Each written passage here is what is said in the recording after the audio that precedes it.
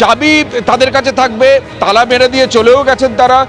তৃণমূল ভবনের যারা কর্মী যারা তারা এই বাইরে দাঁড়িয়ে আছেন, আমরা দেখতে পাচ্ছি এখানে একজনকে, ওখানে একজনকে দেখতে পাচ্ছি। আপনাদের মানে বাইরে চলে আসতে হলো কেন? বাইরে চলে আসতে হলো, বার করে দিল, এর জন্য বাইরে চলে আসতে হলো। কারা বার করে দিলেন? বাড়িওয়ালা বললেন যে উনার সাথে এগ্রিমেন্ট আছে, উনারা দেখবেন, এই জন্য বললেন। মানে কাদের সঙ্গে এগ্রিমেন্ট আছে? ওই ঋতব্রত গোষ্ঠীদের সঙ্গে? তৃণমূলের সাথে আছে। এখন কোন তৃণমূলের সাথে আছে সেটা উনি কি বলতে চাইছেন বুঝতে পারিনি। উনি বলছেন যে এখন বেরিয়ে যান, পরে যখন হবে তখন কথা হবে। আপনি তো দীর্ঘদিন ধরে এই তৃণমূল ভবনের রিসেপশনে বসেন, এরকম নাটকীয় পরিস্থিতি কোনোদিন দেখেছেন? না, এই প্রথম দেখলাম। আর যারা ছিল তারা তো আমাদেরই ছিল। কে যে আমাদের না এখন বোঝা মুশকিল। তারা বলছে যে ঠিক আছে বাইরে চলো, পরে কথা বলছি। অর্থাৎ তৃণমূলের রিসেপশনে যিনি বসেন, তৃণমূলের অফিসের, তিনি কার্যত বাড়ির দরজার বাইরে এসে দাঁড়িয়েছেন, কারণ তাকে বাইরে বের করে দেওয়া হয়েছে, তিনি স্পষ্ট জানালেন। এবং আরও একবার ছবিটা আমাদের ক্যামেরা পার্সন ভগবান শাহকে দেখাতে বলবো। এইভাবে তালা দিয়ে দেওয়া হয়েছে, পিছনের গেট, সামনের গেট, পরের পর গেট তালা দিয়ে দেওয়া হয়েছে। এবং আক্রুজ্জামান যেটা আগেই জানিয়েছেন যে তৃণমূলের যে পার্টি অফিস সংক্রান্ত একটা সমস্যা তৈরি হয়েছিল, এই বিল্ডিংয়ের যিনি মালিক, সেই মালিক ভাড়ার জন্য বা সংকটের জন্য, নানা সমস্যার জন্য এই পার্টি অফিস তাদের খালি করে দেওয়ার নির্দেশ দেওয়া হয়েছিল। এবং তৃণমূল কংগ্রেসের তরফ থেকে সেই সদুত্তর না পাওয়ার পরে সে খালিও করে দেওয়া হয়েছিল। কিন্তু তারপরে সেই মালিক পক্ষের সঙ্গে আজকে চুক্তি করেছে ঋতব্রত গোষ্ঠীর নেতারা, এবং চুক্তির পর তাদের চাবি তাদের হাতেই থাকবে, এই মতো তারা সিদ্ধান্ত নিয়েছেন এবং সেই মতো কার্যকর হয়েছে। এবং আমি একজন রিসেপশনিস্টকে দেখালাম যারা তৃণমূল ভবনে সকাল থেকে রাত পর্যন্ত থাকেন।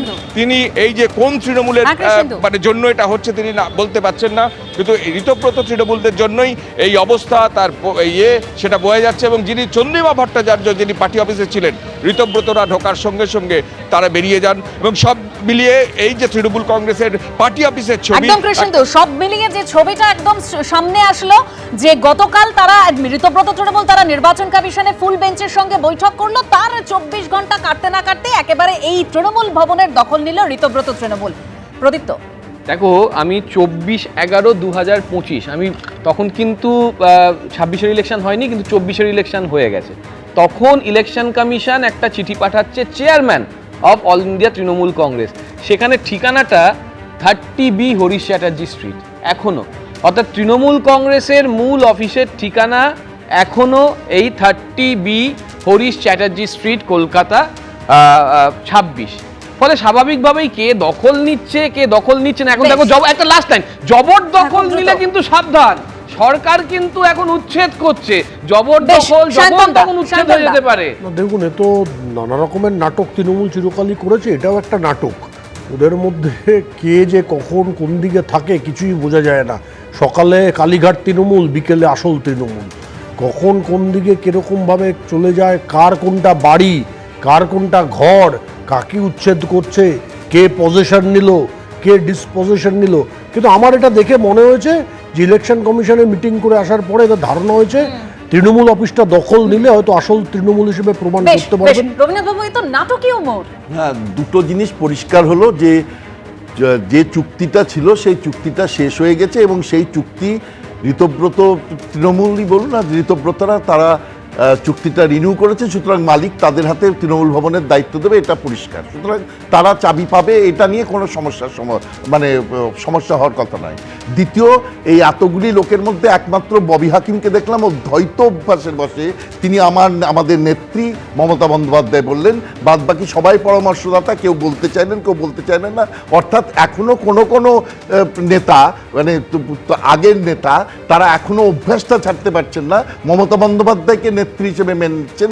এবং সেই নেত্রী হিসেবে মেনে নিলে তিনি আবার কতক্ষণ থাকতে পারবেন এই দলে, সেটাও একটা অদ্ভুত ব্যাপার। গোটা ব্যাপারটা নিয়ে একটা সার্কাস চলছে, কিন্তু পশ্চিমবঙ্গের মানুষ দেখতে চায় একটা constructive opposition. House belongs to অপোজিশনকে আমরা চাই। আমরা বিজেপি লেড অপোজিশন চাই না, যেখানে তারা বিজেপি যা বলবেন তাই করবে। কারা সেই কনস্ট্রাকটিভ অপোজিশন দিতে পারবে সেটা আগামী দিন প্রমাণিত হবে। কিন্তু এই মুহূর্তে যা দেখতে পাচ্ছি যে কনস্ট্রাকটিভ অপোজিশনের জায়গাটা পুরো জিরো হয়ে গেছে, এবং দুই দলের মধ্যে একটা সার্কাসের জায়গা তৈরি হয়ে গেছে। একদম আখরুজ্জামান তিনি যেটা স্পষ্ট করে দিলেন যে তাদের লিডার অর্থাৎ এই জাতীয় কর্মসমিতির যিনি চেয়ারম্যান অরূপ রায়কে মেনে যদি কেউ আসতে চান তাদের প্রত্যেককেই স্বাগত, এবং এটা বারবার স্পষ্ট করে দিলেন যে মমতা বন্দ্যোপাধ্যায় যিনি তৃণমূল নেত্রী তিনি প্রধান পরামর্শদাতা হিসেবে থাকুক তাদের সঙ্গে, তবে তাদের যে লিডার অরূপ রায়কে মানতে হবে প্রত্যেককে, যারা মারবেন তাদেরকেই স্বাগত জানানো হবে। একদম অভিষেক বন্দ্যোপাধ্যায়ের বক্তব্যের সময়ও সেই কথাই আখরুজ্জামান তিনি স্পষ্ট করে দিলেন। এবিপি আনন্দ, এগিয়ে থাকে, এগিয়ে রাখে।